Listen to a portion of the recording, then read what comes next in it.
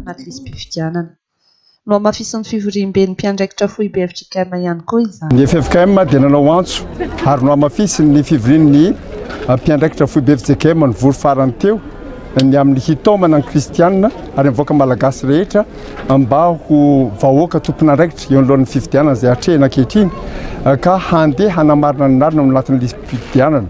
Izany dia ao anatin'ny ezaka izay efa nitoma amin'ny fiangonana Mandrakariva mba ho vita ao anatin'ny fahamarinana ny fifidianana izay ho avy. Ka ny kristiana tsirairay avy zany dia tomana mba handeha makany amin'ny fokotany misy azy hanamarina ny anarany. Tokony handray anjara mihitsy ny kristianina amin'ny fiatrehana ny fifidianana. Isika FJKM dia tena manana anjara asa lehibe amin'ny fiatrehana izao fifidianana izao.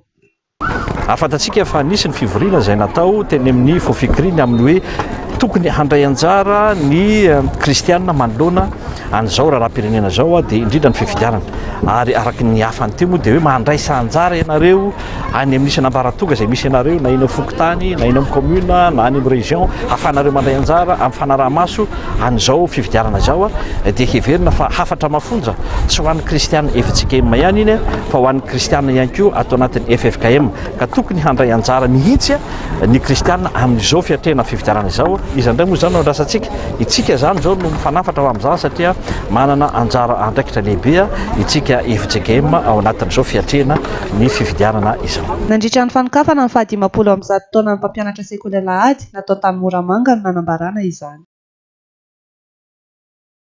Izara fiofanana mikasika ny famoronana azy eny amin'ny FJKM Ambojia firaisana ny faha 17 ny volana aprily 2024 izao i marika Ramiarinjatovo.